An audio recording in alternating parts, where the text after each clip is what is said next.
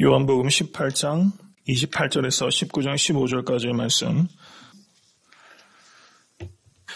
지난주에 설교 말씀의 내용은 그 예수님께서 대제사장에게 끌려가서 대제사장 앞에서 공회에서 재판받으신 내용에 대한 기록이라면, 오늘 본문 말씀은 로마의 법정, 빌라도의 법정에서 최종적으로 사형 원도를 받게 되는 그런 재판의 국면이 지금 벌어지고 있다는 사실입니다.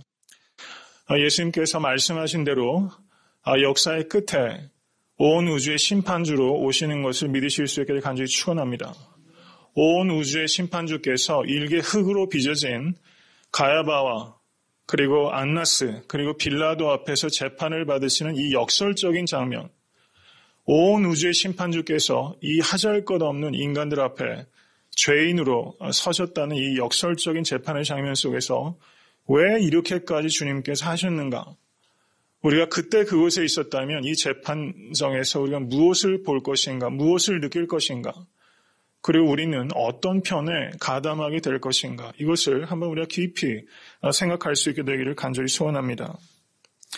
그리고 이렇게까지 온 우주의 심판주이신 주님께서 그 악한 사람들 앞에서 죄인으로 서시기까지 하셨던 이유는 무엇이고, 우리에게는 도대체 어떤 삶을 살라고 말씀하시는 것인가? 오늘 본문 말씀을 통해서 그런 종합적인 것들을 우리가 깊이 생각하고 또 삶의 결단으로 이어질 수 있게 되기를 주님의 이름으로 간절히 축원합니다. 지금 6월절에 빌라도가 머물던 곳은 헤롯 대왕, 아기 예수님을 죽이려고 했던 사람은 헤롯 1세입니다. 헤롯 더 그레이트라고 이야기하는 사람입니다. 그 헤롯 대왕의 아들들 중에서 여럿이 있었는데 그들에게 유대 땅을 나눠서 분할 통치하도록 로마가 그렇게 했습니다. 헤롯 대왕과는 초기에는 정치적으로 로마와 밀월 관계에 있다가 후기로 가면서 헤롯 대왕과 정치적으로 관계가 계속적으로 이렇게 분열이 생기기 시작했습니다. 그래서 헤롯 대왕 후대에는 나라를 쪼개서 분봉왕으로 그 일정 지역만 통치하도록 로마가 그렇게 다스렸다는 사실입니다. 근데 헤롯 대왕의 아들 중에 헤롯 알켈라오라는 사람이 있었는데, 이 헤롯 알켈라오라는 사람이 다스렸던 곳이 유대 지방, 사마리아 지방, 그리고 이두메 지방을 관할할 수 있었던 권한이 주어졌습니다. 근데 헤롯 알켈라오라는 사람이 폭정을 일삼아서 유대 사람들이 로마 황제에게 그것을 탄원하게 됩니다. 그래서 로마가 헤롯 알켈라오를 그 분봉 왕의 지위에서 박탈을 시켜버리고 헤롯 알켈라오가 다스렸던 유대 지방, 사마리아 지방, 그리고 이두메 지방에 대해서는 로마가 직할 통치를 하게끔 되었다는 사실입니다. 그래서 로마에 총독이 파견되게 됩니다. 그래서 오늘 본문에서 빌라도가 머물렀던 곳은 바로 분봉왕 헤롯 알켈라오의 궁전이었음에 틀림없습니다. 28절을 보시면 거기에 매우 흥미로운 이야기가 기록되어 있습니다. 28절을 보시기 바랍니다. 저희가 예수를 가야바에게서 관정으로 끌고 가니 새벽이라 저희는 더럽힘을 받지 아니하고 유월절 잔치를 먹고자 하여 관정에 들어가지 아니하더라, 이렇게 말하고 있다는 사실입니다. 관정에 들어가지 아니하였다. 유월절 때는 누룩이 없는 빵을 먹게 됩니다. 그래서 지금 대제사장들을 비롯한 유대인들이 6월절 저녁 식사의 만찬에 참여하기 위해서 지금 자신을 정결하게 하고자 하는 것입니다. 그래서 헤롯 알켈라오의 궁전에 있었던 빌라도를 비롯한 모든 이방인들이 있는 그 관정 안으로 들어가면 거기에는 뭐가 있습니까?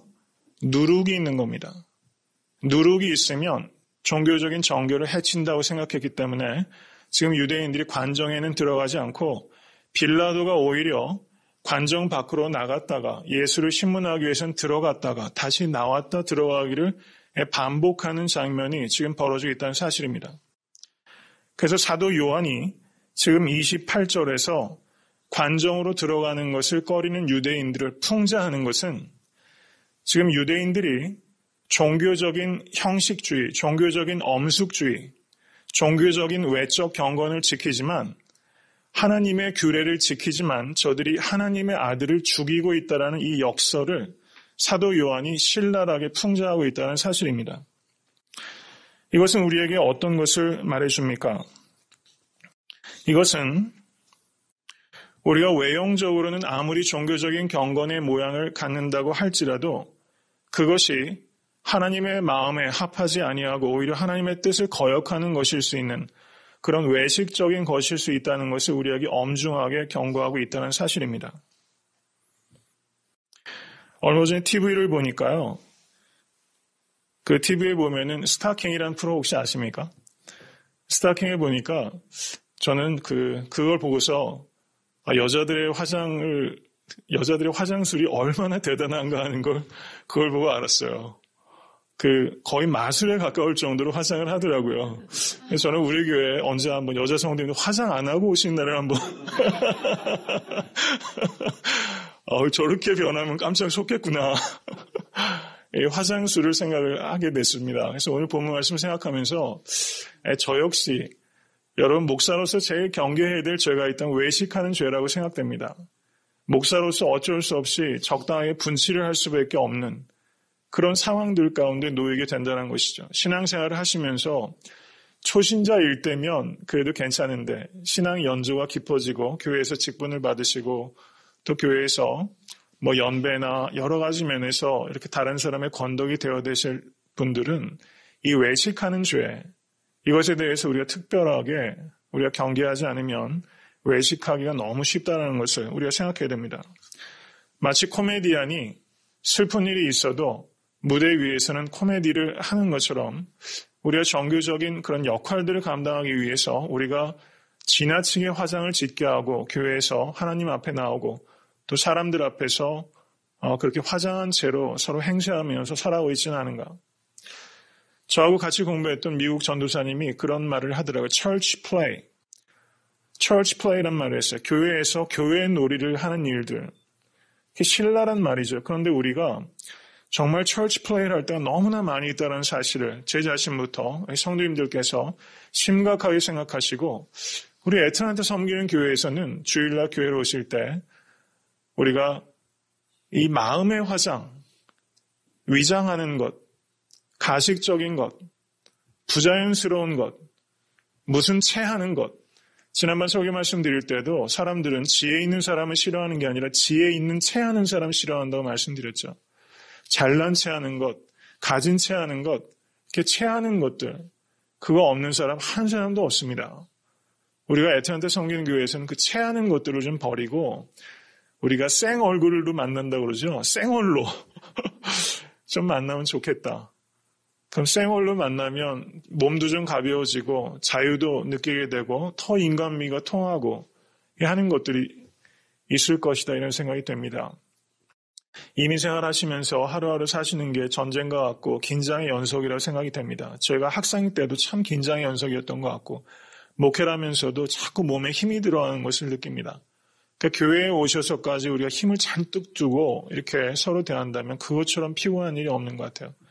우리 교회에 오실 때면 의식적으로 힘을 빼고 이 체하려고 하는 마음이 우리한테 다 있는데 그것도 다 내려놓고 좀 홀가분하고 가볍고 좀 자유롭게 서로 교제하고 좀 진실되게 가식 없이 이곳에서 우리가 서로 만나서 church play 하는 게 아니라 정말 천국의 그 아름답고 담백한 교제가 우리 가운데 있을 수 있기를 간절히 축원합니다. 하나님을 사랑하고 하나님의 규례를 지킨다고 하면서 하나님의 아들을 죽이고 있는 이 유대인들의 이 역설은 우리 모두가 긴장하지 않으면 우리가 가게 되는 범하기 쉬운 죄라는 것을 우리가 깊이 깨달을 수 있게 되기를 간절히 소원합니다. 빌라도가 29절을 한번 보시기 바랍니다. 빌라도가 밖으로 저희에게 나가서 말하되 밖으로 나갔죠. 빌라도가 들락날락하고 있어요. 빌라도는 매우 정치적인 사람입니다. 유대인들의 종교 관행에 대해서 빌라도가 인정해 주고 있어요. 그래서 자기가 드나드는 번거로움을 자기가 감수합니다. 매우 정치적으로 민감한 동물적인 감각이 있는 사람이라고 할 수 있습니다. 그리고 뭐라고 말합니까? 너희가 무슨 일로 이 사람을 고소하느냐? 빌라도가 이렇게 물었어요. 빌라도는 지금 유대인들이 왜 예수님을 잡아서 자기에게로 데리고 왔는지 빌라도는 다 알고 있습니다. 예수님을 시기해서 죽이고자 자기에게 데려온 것을 알고 있습니다. 유대인들은 그 모든 영역에 있어서 상당한 정도의 자치권을 가지고 있었는데 사형을 집행하는 것은 로마의 당국의 허락이 필요했습니다. 그런데 사도행전 7장을 보시면 그 유대인들이 스데반을 잡아 죽이죠. 그때는 재판의 과정이 없이 사람을 죽였습니다. 공식적으로는 모든 사형 집행이 그런 법적인 로마 당국의 허락이 있어야 되는데 그렇게 우발적으로 벌어진 그런 사형 집행에 대해서는 로마 당국이 그때그때마다 그냥 유도리 있게 그냥 자기 편의주의적으로 해석해서 용인하는 경우도 있었어요. 그런데 예수님 같은 경우는 스데반과는 전혀 다른 정치적인 피규어였습니다. 많은 사람들이 주목을 받고 있고 예수님을, 그래서 유대인들도 지금 예수님을 마치 스데반을 돌로 쳐서 죽이는 것처럼 자기네들이 그냥 예수님을 죽여버릴 수도 있는데 그렇게 되게 되면 다른 유대인들, 상당히 많은 사람들이 예수님을 따르고 있었기 때문에 자기 손에 피를 묻히는 것을 택하지 않고 로마 사람들의 손으로 예수님을 죽이는 방식으로 뭔가 고도의 정치적인 그 수완과 지금 책략이 그 뒤에 지금 저변에 흐르고 있다는 것을 우리가 이해할 수 있습니다. 빌라도는 이 모든 것들을 다 꿰뚫고 있었다는 사실이에요. 그런데 빌라도가 어떻게 말합니까? 이 여우 같은 빌라도가 너희가 무슨 일로 이 사람을 고소하느냐? 시치미를 뚝 떼고 마치 아무것도 모르는 것처럼 너희가 무슨 일로 이 사람을 고소하느냐? 이렇게 말하면서 빌라도가 여기에서 지금 유대 대제사장들과 유대인들과 빌라도가 말하자면 지금 기싸움을 벌이고 있는 거예요. 나는 너희들이 무슨 의도 가지고 나에게 온 줄 안다. 그렇지만 나는 그렇게 호락호락한 사람이 아니다. 지금 빌라도가 지금 구체적인 내용에 대해서도 어느 정도 알고 있지만 빌라도가 총독으로서 지금 팽팽한 긴장감을 지금 나타내고 있다. 이렇게 우리가 볼 수 있다는 사실입니다. 그러자 30절 보시기 바랍니다. 유대인들이 대답합니다. 이 사람이 행악자가 아니었다면 우리가 당신에게 넘기지 아니하였겠나이다. 이 뉘앙스가 좀 어떻게 들리세요? 유대인들이 매우 퉁명스럽게 대답한 겁니다. 이 사람이 행악자가 아니었으면 우리가 당신에게 넘기지 아니하였겠나요? 이걸 좀 쉽게 풀면 다 알면서 왜 그러십니까? 이런 뉘앙스를 가지고 지금 유대인들이 얘기하고 있는 거예요. 행악자니까 넘기지 않았겠습니까? 다 알면서 왜 딴지것입니까? 말하자면 유대인들이 지금 매우 퉁명스럽게 지금 빌라도에게 반응하고 있다는 사실입니다. 우리가 이 저변에 있는 일들을 우리가 좀 알아야 됩니다. 빌라도는 로마 황제 티베리우스에 의해서 그 팔레스타인의 제5대 로마 총독으로 부임을 합니다. 그래서 빌라도가 총독으로 다스렸던 시기가 주후 26년에서 36년까지 11년 동안 통치하게 됩니다. 근데 필로 그리고 요세푸스라는 유대인들이 남기고 있는 역사책이 있습니다. 필로하고 조세푸스. 근데 거기에 보면 이 빌라도가 황제의 초상이 새겨진 휘장을 앞세워서 예루살렘에 진주합니다. 예루살렘에 빌라도가 부임할 때 황제의 초상이 새겨진 깃발을 들고 와서 유대인들을 도발했어요. 유대인들은 그런 것들이 우상숭배와 같은 겁니다. 매우 의도적으로 빌라도가 도발을 했었습니다. 그리고 황제의 이름에 새겨진 방패를 걸어 놓았습니다. 그래서 유대인들을 감정적으로 계속해서 이 빌라도가 도발했어요. 그리고 성전 재물을 자기가 임의로 유용해서 그것 가지고 자신의 배를 채우는 착복하는 일들도 있었습니다. 그리고 지금 예수님을 재판하기 전에 빌라도가 재위할 때 이미 민중봉기가 2차례나 있어가지고 굉장히 잔인한 그런 진압이 2번이나 있었습니다. 그 사람들이 이 빌라도를 굉장히 잔인하다 이렇게 평판이 악명이 높았던 사람이에요. 그래서 2번이나 민중봉기가 있었기 때문에 로마 당국으로부터도 빌라도가 엄중하게 경고를 받았습니다. 똑바로 정치해라. 왜 자꾸 팔레스타인에서 이렇게 불안정한 정국이 벌어지느냐. 이렇게 로마 당국의 질책도 받고 있었던 것이 이 당시 상황이라는 것입니다.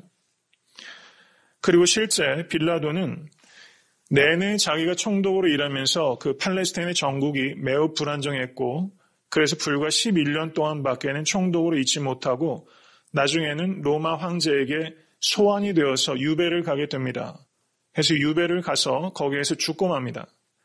그래서 빌라도가 어떻게 죽었느냐에 따라서 설왕설래가 많이 있어요. 어떤 사람은 빌라도가 자살했다라고 말하는 사람도 있고 네로 황제에 의해서 참수형을 당했다. 그리고 어떤 사람들은 빌라도가 나중에 회심하고 예수님을 믿었다. 이런 각양각색의 설들이 많이 있어요. 그러니까 빌라도의 인생은 정말 파란만장했다. 이것은 분명하다는 사실입니다. 제가 드리는 말씀의 요지는 빌라도가 로마 총독으로서 저가 그 헤롯 왕과도 매우 정치적으로 대립하고 있었고 그리고 황제의 휘장을 사용하고 황제의 이름이 새겨진 그 방패를 예루살렘에 의도적으로 가지고 들어감으로 말미암아 유대인들과 극도로 긴장감을 늘 가지고 있었던 상태라는 겁니다. 그렇기 때문에 지금 유대인들이 예수님을 잡아와서 재판을 하게 되는 이 과정 속에서도 평소에 있었던 그런 정치적인 알력이 지금 기싸움이 매우 팽팽하게 지금 벌어지고 있다. 이것을 우리가 염두에 두시고 빌라도의 재판을 우리가 이해할 때 그 전체적인 그림이 제대로 이해가 될 수 있다는 사실입니다. 그 뒤를 보시면 31절을 보시기 바랍니다. 유대인들이 퉁명스럽게 이 사람이 행악자가 아니었다면 우리가 당신에게 넘기지 아니하였겠나이다. 이렇게 말했을 때 빌라도가 너희가 저를 데려다가 너희 법대로 재판하라. 이렇게 빌라도가 다시 한번 말하자면 잽을 날린 거예요. 잽을 날린 거죠.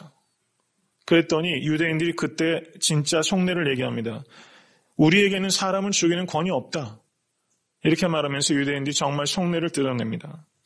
그러자 33절을 보시면 빌라도가 다시 관정에 들어가서 예수를 불러 가로되 뭐라고 묻습니까? 내가 유대인의 왕이냐? 이렇게 빌라도가 묻고 있다는 사실입니다. 지금 유대인들은 예수님을 잡아서 죽여야 하는데 로마 법정에서는 유대인들에게는 신성모독이 예수님을 죽이는 제목이었습니다. 신성모독, 하나님의 아들이다. 예수님께서 참남하다. 이것이 유대인들이 예수님을 죽이고자 하는 유대인들 동족을 설득시키는 방법은 예수님께서 신성모독죄를 범했다는 사실이었어요. 그런데 로마 사람들에게는 예수님께서 하나님의 아들이라고 이야기한다. 이렇게 얘기를 해도 빌라도는 그것이 로마 법적으로 그것 때문에 사람을 죽일 이유가 하나도 없다는 사실입니다.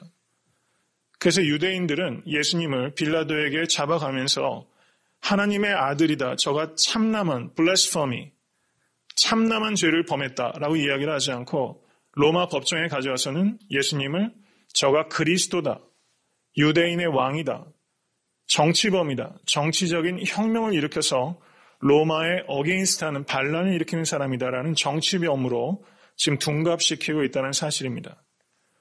얼마나 약한 세력들이 그 법에 민감해서 예수님을 옴짝달싹 못할 그런 계략을 가지고 지금 함정을 파고 있다는 것을 우리가 알 수 있다는 사실입니다. 내가 유대인의 왕이냐? 지금 빌라도가 그것을 물었습니다. 그랬더니 34절을 보시기 바랍니다. 예수께서 대답하시되 이는 내가 스스로 하는 말이뇨 다른 사람들이 나를 대하여 내게 한 말이뇨. 지금 이렇게 예수님께서 오히려 질문을 하셨습니다. 지금 심판을 받는 이가 오히려 예수님께서 지금 빌라도에게 질문을 던지고 계세요. 지금 벌써 예수님께서 하시는 이 말씀을 통해서 여러분 우리가 한번 그걸 한번 생각해 보시기 바랍니다. 빌라도의 법정에서 지금 사실은 예수님과 빌라도가 많은 말들이 오가고 있지 않아요. 매우 함축적인 이야기들이 오갑니다. 그런데 예수님께서 그 말씀을 하실 때 그 예수님의 프레젠스, 예수님께서 어떤 존재감을 가지고 어떤 표정을 가지고 이 빌라도에게 이야기하셨을까? 이것을 우리가 깊이 염두에 두고서 오늘 본문을 이해하는 것이 매우 중요합니다.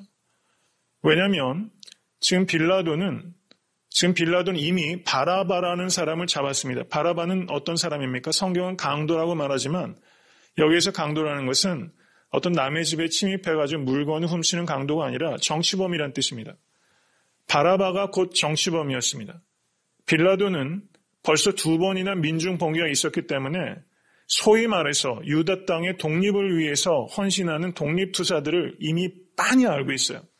어떤 유의 사람이고 어떤 태도를 가지고 있는지 압니다.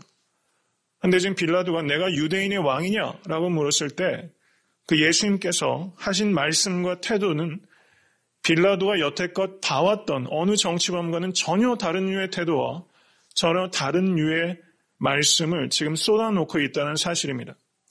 그래서 빌라도는 뭔가 직감했어요. 이 사람은 다른 사람이다. 이 사람은 유대인의 왕이라고 유대인들이 정치범이라고 지금 올가미를 씌우고 있지만 이분은 다른 사람이다. 지금 빌라도는 그것을 벌써 첫 번의 대화를 오가면서 그걸 직감하기 시작했다는 것입니다. 그리고 빌라도는 두려움을 느끼기 시작했어요. 지금 빌라도가 재판장에서 재판하는 사람으로 로마 전체를 대표하는 총독으로 있습니다. 그리고 그 앞에 있는 사람은 나사렛 출신의 떠돌이 이름 없는 설교가에 불과합니다. 그런데 자기가 재판하고 전권을 휘두르는 그 자리에서 빌라도는 예수님과 말을 섞으면 섞을수록 자기가 심판당하고 있다는 것을 느끼기 시작하는 거예요. 빌라도가 오히려 두려움을 느끼는 이 역설적인 재판의 자리에서 빌라도가 느꼈을 그 예수님의 신성, 그 예수님의 그 존재감, 성경은 구체적인 언어로 표현하고 있지는 않지만 우리가 충분히 상상할 수 있는 그 예수님의 존재감을 여러분과 제가 오늘 이 저녁에 느낄 수 있는 축복이 우리에게 있게 되기를 간절히 소원합니다. 빌라도가 35절 보시기 바랍니다. 빌라도가 대답하되 내가 유대인이냐? 내 나라 사람과 제사장들이 너를 내게 넘겼으니 내가 무엇을 하였느냐? 지금 빌라도가 또 한 번 예수님께 묻습니다. 36절 예수께서 대답하시되 내 나라는 이 세상에 속한 것이 아니라 만일 내 나라가 이 세상에 속한 것이었다면 내 종들이 싸워 나로 유대인들에게 넘기우지 않게 하였으리라. 이제 내 나라는 여기에 속한 것이 아니니라. 예수님께서 하나님의 나라에 대해서 말씀하시면서 이 나라는 이 세상에 속한 것이 아니다 라고 말씀하셨어요.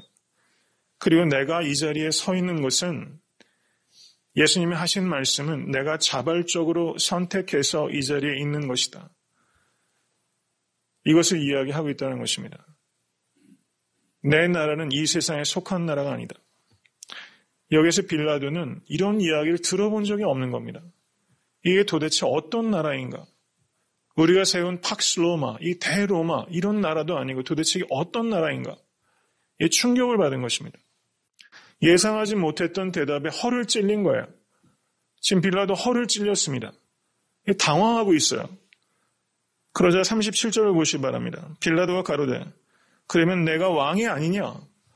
왕이라고 하는 것인지 왕이 아니라고 하는 것인지조차 지금 빌라도는 분간하지 못하고 있어요. 내가 왕이 아니냐? 예수께서 대답하시되 내 말과 같이 내가 왕이니라. 내가 왕이니라. 믿으십니까? 예수님께서 왕이십니다. 예수님께서 왕이신데 어떤 왕이십니까? 빌라도에게 재판을 받고 사형받으시는 왕이세요. 세상에 이런 왕이 어디 있습니까? 뭐 이런 왕이 다 있습니까? 이게 도대체 무슨 왕입니까? 내가 왕이니라. 예수님께서 왕이신 것 분명합니다. 처음부터 왕으로 이 땅에 오셨습니다. 그런데 본인께서 극도로 내가 그리스도다. 그리스도라는 것은 메시아, 크라이스트, 기름 부음 받은 왕이라는 뜻이 그리스도입니다. 예수님께서는 한 번도 자신이 그리스도가 아니라고 이야기하신 적이 없어요. 인정하셨어요. 그런데 자기를 소개할 때는 인자, Son of Man 이라고 소개를 하셨지 그리스도라고는 이야기를 의식적으로 피하셨어요. 마가복음 8장에서도 주는 그리스도신이다라고 베드로가 고백했을 때 예수님께서 엄히 경계하시면서 이야기하지 말라고 하셨어요. 그것은 예수님께서 그리스도가 아니시기 때문이 아니라 사람들이 생각하는 그리스도가 아니라는 뜻입니다. 예수님은 왕이신데 세상 사람들이 기다리는 그런 류의 왕은 아니다. 나는 전혀 다른 타입의 왕이다. 그래서 예수님께서는 그것을 극도로 경계하셨습니다. 그런데 예수님께서 내가 왕이니라 라는 것을 완벽하게 가감없이 선언하신 것이 언제입니까? 재판을 받는 자리에서 내가 왕이니라. 그 자리에서 왕 되심을 선언하신 거예요. 여러분 여기에서 좀 우린 전율을 느껴야 됩니다. 예수님의 왕 되심은 무엇인가? 고난받으시고 재판받으시고 죽기까지 순종하시는 왕이다. 말도 안 되는 이 왕 때문에 우리가 구원을 얻고 예수님의 이 왕되심 때문에 우리가 이 자리에서 성도로서 살아오고 있다는 것을 감사하실 수 있게 간절히 축원합니다. 내가 왕이니라. 성도 여러분, 삶 속에서 크고 작은 어려운 일들이 올 한 해도 정말 많으셨을 거예요. 낙심될 때가 많으실 겁니다. 그런데도 어떻습니까? 우리는 왕 같은 제사장이라고 얘기하는 거예요. 사단은 참소합니다. 네가 무슨 하나님의 아들이냐? 하나님의 딸이냐? 왕 같은 제사장이냐? 거룩한 나라냐? 하나님의 소유냐? 도대체 뭘 보고 그런 얘기를 하느냐? 사단은 끊임없이 우리를 참소합니다. 내가 왕이 아니냐? 지금 빌라도가 물었던 것처럼 그때 예수님께서 내가 왕이니라 라고 선언하셨던 것처럼 성도님들의 삶의 자리에서도 내가 왕 같은 제사장임을 선언하시고 내가 하나님의 나라의 거룩한 백성이요 하나님의 소유라는 것을 당당하게 선포하실 수 있게 되기를 간절히 축원합니다. 이게 우리의 true identity라는 것입니다. 삶의 위기는 환경의 문제에서 오는 것이 아니라 아이덴티티가 흔들릴 때 오는 거예요. 내가 왕이니라. 환경과 상관없이 그걸 초월해서 왕 대신 예수 그리스도를 섬기는 하나님의 아들과 딸로서 우리의 정체성을 견고하게 하실 수 있게 되길 주님의 이름으로 간절히 축원합니다. 그 뒤를 보세요. 38절 빌라도가 가로되 진리가 무엇이냐 이렇게 물었다는 것입니다. 진리가 무엇이냐. 빌라도가 지금 깊숙이 뭔가가 만져진 거예요. 그 마음이. 빌라도는 지금 평생도록 진리에 대해서 목마름이 있었는지도 몰라요. 근데 지금 자기가 재판하는 재판장으로 있다는 것이 순간적으로 망각했는지도 모릅니다. 그래서 신음을 토해놓듯이 진리가 무엇입니까? 지금 예수님께 진지하게 물었는지도 모릅니다. 지금 이런 상황이 벌어지고 있어요. 완전히 역전이 벌어지고 있습니다.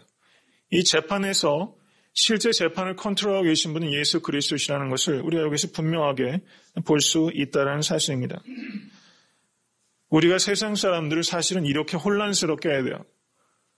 도대체 예수 믿는 사람은 도대체 무슨 사람들이야?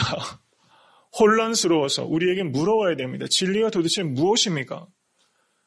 우리가 세상에 가면 칼바르트가 말했던 것처럼 Great Commotion, 위대한 소요가 나 때문에 예수님 믿는 나 때문에 일어나서 사람들이 도대체 진리가 무엇입니까? 당신은 도대체 무엇을 묻고 있습니까? 라고 혼란을 일으켜야 됩니다. 세상 가치대로 막 휩쓸려가는 사람들이 우리들을 보고서 도대체 진리가 무엇이냐라는 질문을 던질 수 있도록 우리가 살아갈 수 있어야만 된다는 뜻입니다. 그리고 그 뒤에 38절 보시기 바랍니다. 다시 유대인들에게 나가서 나는 그에게서 아무 죄도 찾지 못하노라 이렇게 말을 했어요. 그리고 여기에서 끝이 났으면 좋았을 것을 빌라도가 너무 자신감이 강했어요. 정치적으로 여우 같은 사람이라서 여기서 무죄 했으면 끝이 나는 건데 빌라도가 뭐라고 말합니까? 6월절에 사람을 하나 놓아주는 관행이 있으니 너희가 예수님을 선택하면 예수님을 방면해 주겠다. 이 이야기를 한 것은 예수님을 놓아주겠다는 뜻으로 한 거죠. 그러니까 여기에서는 이런 계산이 있는 겁니다. 예수님을 유죄 판결을 하는 것으로 하고 너희가 그 전례대로 예수님을 놓아달라고 하면 그를 방면해 주겠다. 그래서 사람들의 어떤 유죄를 선고하고자 하는 그 마음을 좀 플리즈하고 또 예수님을 그렇게 풀어줌으로 말미암아 자기 양심도 지키고 양수겹장이라고 그러죠. 지금 빌라도는 자기가 고도의 정치적인 수를 지금 쓰고 있다 이렇게 생각한 겁니다. 그런데 어떻습니까? 사람들이 엉뚱한 소리를 하기 시작하는 거예요. 바라바를 구해라. 그리고 예수님을 십자가에 못 박아라. 이렇게 지금 이야기가 되고 있다는 사실입니다. 여기에서 우리는 바라바가 상징하는 것이 무엇이고 예수님께서 상징하는 것이 무엇인가를 봐야 됩니다. 만약에 성도님들께서 지금 빌라도의 뜰에 있었다면 바라바를 구하라고 하실 것인가 아니면 예수님을 구하라고 하실 것인가 정말 솔직하게 한번 생각해 보세요. 90% 이상은 바라바를 구하라고 아마 할 겁니다. 바라바는 어떤 사람입니까? 애국적인 사람입니다. 민족적인 사람입니다. 폭력까지 동원해서 로마와 대항하다가 잡힌 사람입니다. 그 사람은 현실적인 욕망을 채워주겠다고 말하는 메시아예요. 나의 필요를 채워주고 현세적인 축복을 주겠다고 약속하는 메시아입니다. 로마로부터 구원해 주겠다고 약속하는 메시아입니다. 그런데 예수님은 누굽니까?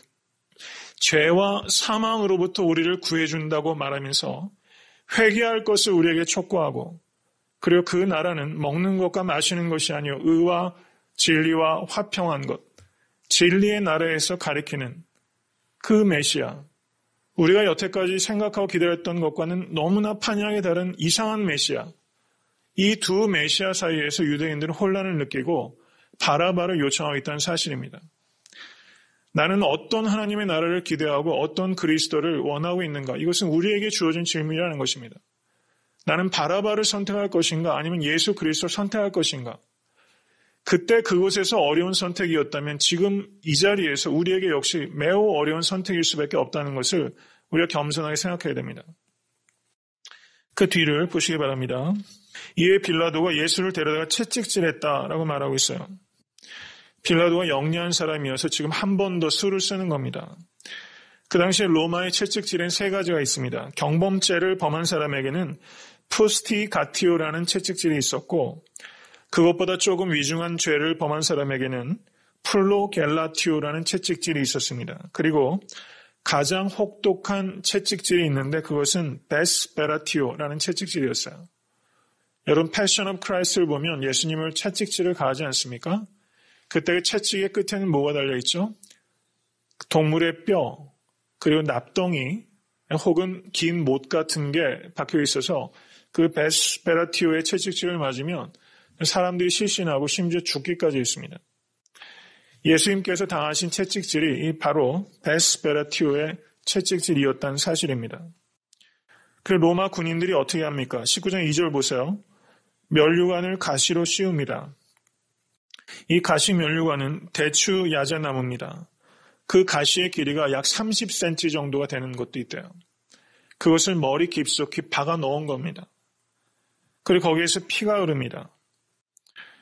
그리고 공간복음서를 보면 예수님께 갈대를 쥐어지고 그것을 마치 왕의 홀처럼 지금 장난을 칩니다.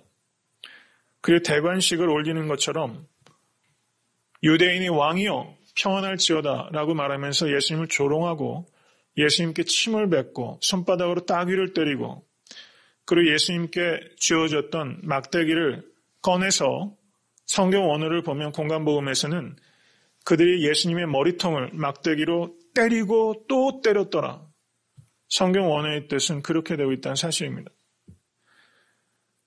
여러분, 뺨을 맞는다는 것이 어떤 의미입니까? 막대기를 머리로 계속해서 맞는다는 것이 사람이 사람에게 맞아도 평생 칠 수 없는 수치감을 얻게 되는 것인데, 예수님께서 우리도 당하지 않는 수치와 조롱을 지금 당하셨다는 사실을 우리가 깨달아야 됩니다.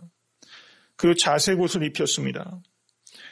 이러한 모습을 가지고 지금 빌라도가 어떻게 합니까? 19장 4절 보세요. 빌라도가 다시 밖에 나가 말하되 보라, 이 사람을 데리고 너희에게 나오나니 이는 내가 그에게서 아무 죄도 찾지 못할 것을 너희로 알게 하려 함이로다.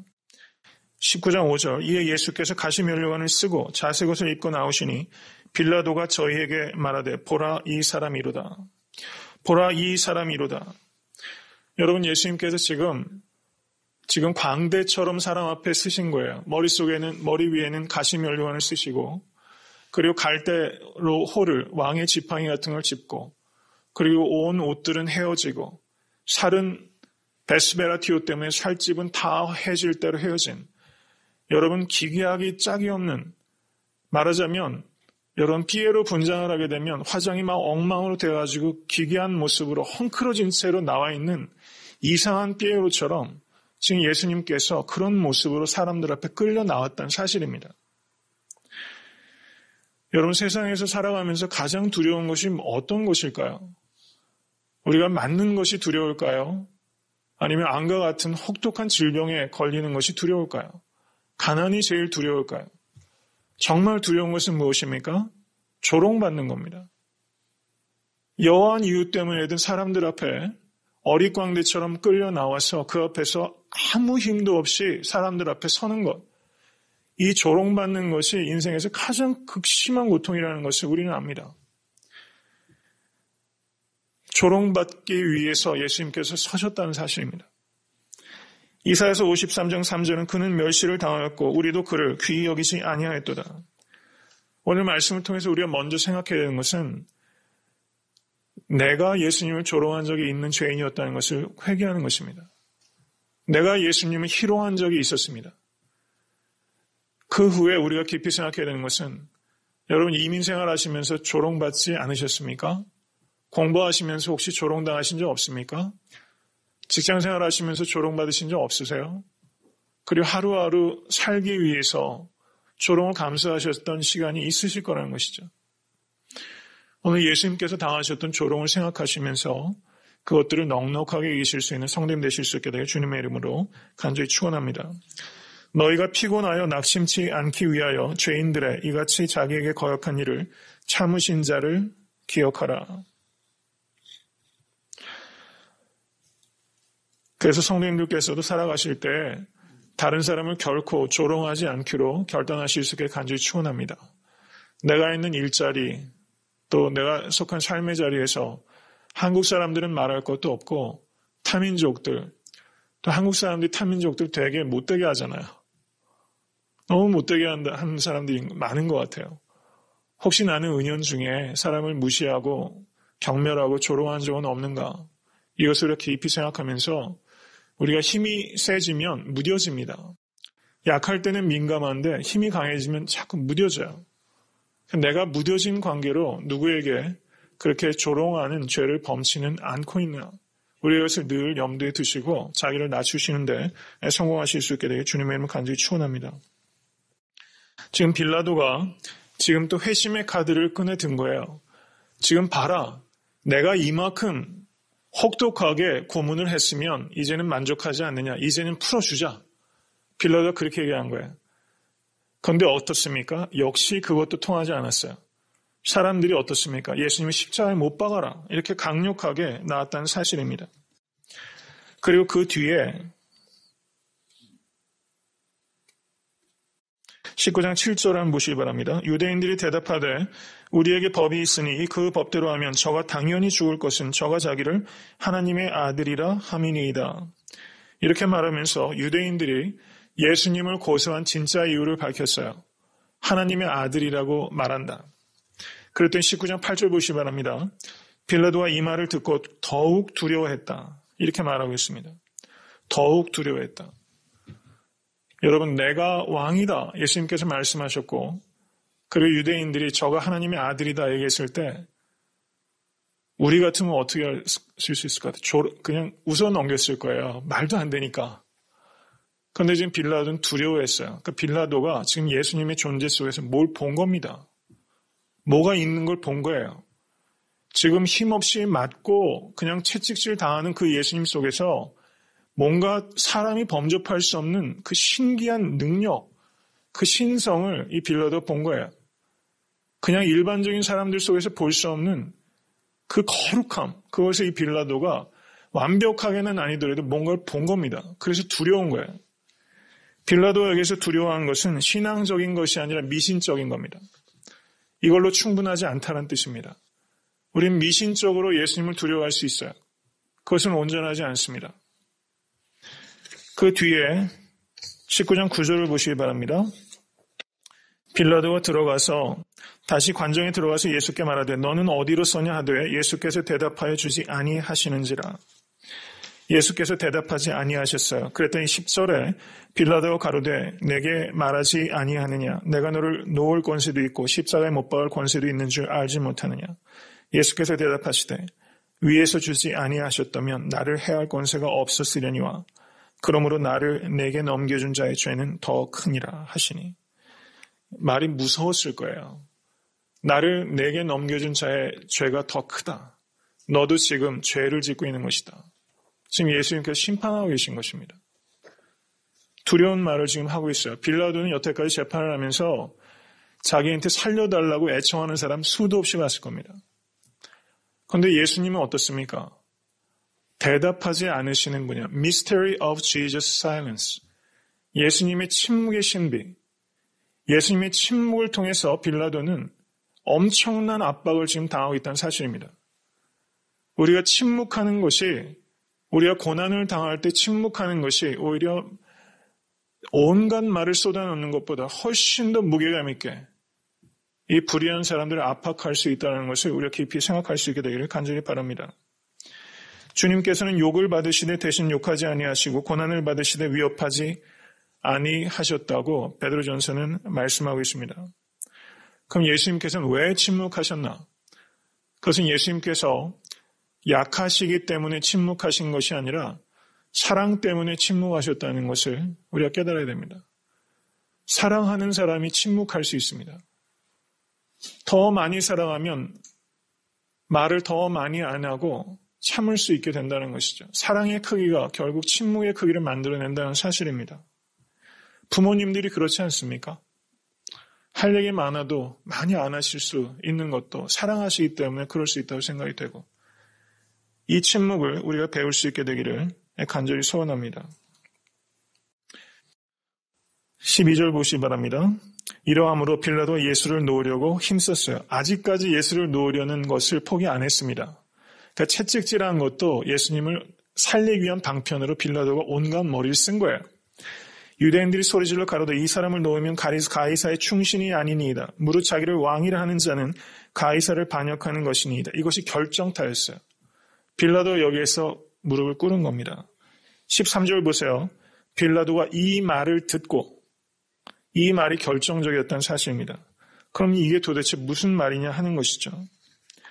그 당시에 로마에서는 그 정국이 굉장히 급박하게 돌아가고 있었어요. 빌라도를 정치적으로 후견하는 사람이 세자누스라는 사람이었습니다. 고위 관료였습니다. 근데 세자누스가 불과 몇 달 전에, 이 재판 불과 몇 달 전에 정치적으로 숙청됐습니다. 그 세자누스와 그와 같은 그 생각을 가지고 있던 사람이 정치적으로 숙청이 됐어요. 그러니까 빌라도가 지금 끈이 떨어진 쪽박 같은 겁니다. 정치적으로 지금 완전히 고립된 상태예요. 그리고 이미 민중봉기가 2번이나 있었기 때문에 그 로마 당국으로부터 경고를 받은 상태였습니다. 그런데 지금 유대인들이 이것을 압박하고 있는 거예요. 지금 당신이 예수를 놓으면 유대인의 왕 정치범을 놓아주는 것이다. 이것은 가이사에게 반역하는 것이다. 네가 만약에 놓아주면 우리가 로마에게 고발할 것이다. 네가 선택해라. 이렇게 말하면서 빌라도를 지금 아주 압박한 겁니다. 그저 빌라도가 힘썼으나 저와 마지막 고비를 넘지 못하고 그것을 받아들였고, 그래서 결국엔 어떻습니까? 본디오 빌라도에게 고난을 받으사 그 정말 악역을 담당하는 그런 구렁텅이에 이 빌라도가 떨어지게끔 된다라는 사실입니다. 그리고 그 뒤에 14절 보세요. 빌라도가 사실 약이 바짝 올랐겠죠. 약이 바짝 올랐을 겁니다. 이날은 유대 6월절의 예비일이요 때는 제6시라. 빌라도가 유대인들에게 이르되 보라 너희 왕이로다. 이렇게 말하면서 유대인들을 자극합니다. 보라 너희 왕이로다. 저희가 소리 지르되 유대인들이 분개했죠. 없이 하소서 없이 하소서 저를 십자가에 못 박게 하소서. 빌라도가 가로되 내가 너희 왕을 십자가에 못 박으랴. 대제사장들이 그 대답하되 가이사 외에는 우리에게 왕이 없나이다. 유대 대제사장들이 가이사 외에는 우리에게 왕이 없다. 이렇게 말했어요. 유대인들의 진짜 왕은 누굽니까? 하나님이십니다. 지금 예수님을 죽이기 위해서, 그 목적을 달성하기 위해서 유대인들 중에서 가장 경건한 역할을 감당하는 이 대제사장들이 자기 입으로 우리에게는 가이사 외에는 왕이 없다라는 이 참담한 말을 하면서 사실상은 신성모독을 지금 범하고 있다는 사실이죠. 이 악을 우리가 볼 수 있게 되기를 간절히 바랍니다. 말씀을 맺습니다. 진리가 무엇이냐라고 번민했던 빌라도. 그런데 마지막까지 진리의 편에 서지 못하고 진리를 무시하는 편에 가담할 수밖에 없었던 사실입니다. 이건 역사 이래로 계속해서 빌라도의 역할을 했던 사람은 수도 없이 있었습니다. 이것은 우리 개인에게도 있습니다. 예수를 부인할 것인가 아니면 예수의 편에 가담할 것인가. 이 빌라도의 재판은 진리의 편에 서기 위해서 내가 희생을 감수할 것인가 아니면 내 안위를 지키기 위해서 진리를 무시하고 진리를 압박할 것인가? 이 두 가지 선택은 우리가 하루에도 어쩌면 몇 번씩 서게 되는 재판의 장면이라고 생각이 됩니다. 오늘 빌라도는 바로 우리에게 중대한 질문을 던집니다. 진리가 무엇이냐? 빌라도가 예수님께 물었던 그 질문을 사실 우리가 받을 수 있기를 간절히 바랍니다. 진리가 우리에게 도대체 무엇인가? 그의 진리의 편에 서기 위해서 나는 어떤 희생을 감수하고 있는가? 이것을 깊이 생각하시면서 이 진리가 혼탁한 이 세상 속에서 빌라도의 편에 가담하지 않고 예수 그리스도의 편에 항상 가담하실 수 있는 사랑하는 성도님 되실 수 있게 되기를 주님의 이름으로 간절히 축원합니다.